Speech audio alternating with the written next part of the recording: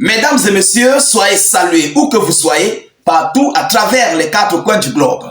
Alors, la Fédération de Russie vient encore de porter un coup tellement dur à l'OTAN, plus précisément au sein de la capitale ukrainienne, Kiev, avec ses armes qu'on appelle des Iskander, qui viennent de faire un ravage, un travail exceptionnel. Mesdames, Mesdemoiselles et Messieurs, ça fait tellement mal aux alliés. Parce que ce que la Russie vient de cibler ces dernières 24 heures, c'est du lourd. Les dégâts sont énormes. Les pertes sont énormes et parlent d'elles-mêmes. Mesdames, Mesdemoiselles et Messieurs, selon les informations, il s'agit d'un groupe pro-russe, des Ukrainiens pro-russes, mais installés à Kiev, qui fournissent des informations à la Fédération de Russie. Ils ont fourni ici des positions, du matériel militaire lourd, incessamment envoyé ou bien encore récemment envoyé à l'Ukraine, à M. Volodymyr Zelensky, pour être déployé sur les lignes du front. Mais c'était mal connaître ce que ses propres frères ukrainiens préparaient contre lui, Zelensky et ses troupes. Mesdames, Mesdemoiselles et Messieurs, les dégâts sont énormes. Ah oui, des Iskander ont travaillé encore et encore. Alors, de quoi s'agit-il? Qu'est-ce que nous disent les informations officielles? Qu'est-ce que nous disent ce qui a été détruit? Avant de continuer en profondeur, rassurez-vous de sécuriser au maximum la vidéoconférence en poussant énormément de j'aime et de cœurs dans cette vidéoconférence pour sécuriser en fait notre page. Parce que nous sommes tellement suivis et ces médias otaniens n'aiment pas ce que nous faisons. Oui, parce que nous relayons ici des vérités cachées. Ce qu'ils cachent aux yeux du monde, nous les relayons ici. C'est pourquoi ils ne cessent de signaler nos pages, ils ne cessent de nous suivre et de vouloir censurer nos différentes pages, nos différentes vidéoconférences. Donc, poussez au maximum les j'aime et les cœurs. Surtout, partagez la vidéo dans tous les groupes possibles. Dans les groupes WhatsApp, Instagram, Facebook, partout où vous pouvez être connectés. S'il vous plaît, partagez massivement.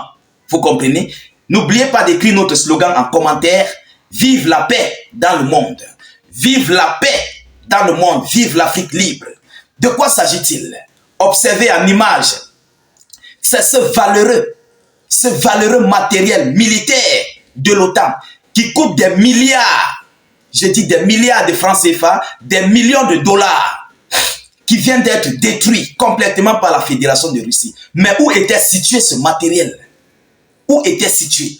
Alors, selon les informations, ce matériel était stocké dans une industrie au sein de la capitale ukrainienne. Des industries civiles. Cela peut-être qu'ils font dans les... Ça dépend, il y a plusieurs qualités d'industrie. Vous comprenez? Mais permettez-moi de vous donner l'annonce officielle. Et puis nous allons entrer tout droit dans les décorticages et les analyses. Voilà, c'est un coup puissant.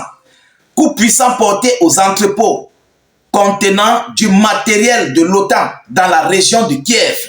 De nouveaux équipements des forces armées ukrainiennes ont été complètement détruits. Les troupes russes ont lancé une frappe ciblée sur des cibles dans la région de Kiev où étaient concentrés les équipements de l'OTAN récemment importés pour les forces armées ukrainiennes. Les entrepôts industriels qui servaient à stocker et à distribuer l'aide militaire occidentale ont été touchés avec succès. Des entrepôts industriels, c'est là-bas qu'ils partent mettre du matériel militaire. Et après, on va accuser la Russie que non, la Russie a ciblé des entrepôts industriels, la Russie a ciblé des hôtels, la Russie a ciblé des hôpitaux, la Russie a ciblé, comment dirais-je, des zones de sport. Pourtant, ce sont eux-mêmes qui s'en vont là-bas, mettre des militaires, mettre des troupes, du matériel et autres. Vous comprenez? Les Russes ne sont pas dupes. Et dès lors qu'une industrie civile est concentrée ou bien est transformée à une zone ou bien à un dépôt militaire, elle serait directement une cible légitime de la Fédération de Russie. Et c'est vice-versa. C'est vice-versa. Vous comprenez?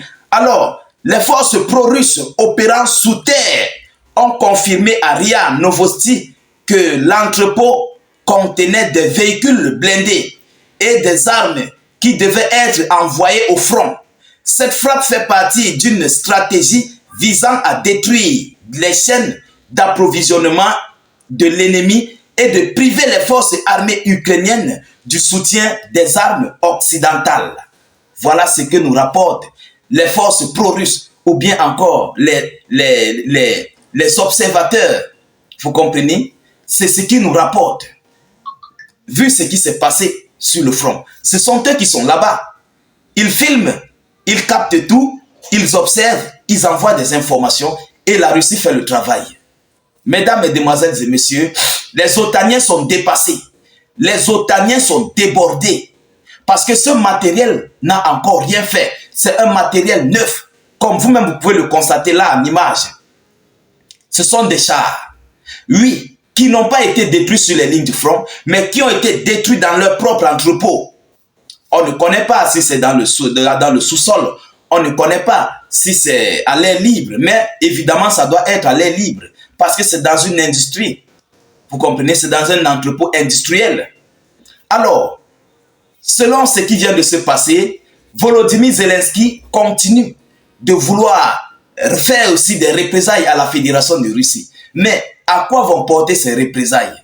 Au fur et à mesure les jours passent, les Russes sont en train de concentrer des systèmes anti-aériens au sein de l'ensemble de leur territoire. Vous ne pouvez pas le savoir. Ils sont en train de mettre des systèmes anti-aériens partout sur leur territoire. Auparavant, on observait les entrepôts aller en fumée, les entrepôts de carburant, de gasoil aller en fumée, mais à nos jours, ça commence à devenir de plus en plus rare et difficile. Incessamment, nous avons observé 175 pluies aériennes qui ont été ciblées sur le territoire russe, mais la quasi-totalité ont été détruite. Alors, ça montre que la Fédération de Russie est en train de se renforcer au fur et à mesure. Malgré qu'elle est tellement vaste, elle est tellement dense, c'est une fédération qui regorge plusieurs pays. Alors, ce n'est pas facile de sécuriser plus que jamais, mais ils sont en train de le faire. Mesdames, Mesdemoiselles et Messieurs, il faut savoir que les Otaniens sont tellement remontés. Oui, ils sont remontés par rapport à cette perte qui vient de se faire sur leur propre territoire en Ukraine, plus précisément dans la capitale. Et c'est ça qui prouve que l'Ukraine n'est pas protégée. Oui, ils n'ont pas du tout protégé ce territoire. Même la capitale est à la merci et à la portée de la Fédération de Russie. Vous comprenez? Parce qu'ils ne parviennent pas à détruire tous les missiles qui viennent de la Russie et qui viennent s'abattre sur eux. Ils ne parviennent pas à le détruire. Alors, ce qui montre et prouve que la Fédération de Russie peut faire ce qu'elle veut sur le territoire ukrainien. Mesdames, Mesdemoiselles et Messieurs, nous continuons de suivre cette actualité de près. Nous ne manquerons pas de vous tenir informés de la suite de ces informations. De votre côté, partagez massivement la vidéoconférence, sécurisez-la avec beaucoup de j'aime et de cœur. N'hésitez non plus de laisser notre slogan en commentaire. Vive la paix dans le monde. C'est la seule chose qui peut finir ce conflit. Ou encore, vive l'Afrique libre. Je vous reviens tout à l'heure pour une prochaine série d'actualités. Soyez encore salués une fois de plus. Ciao, ciao.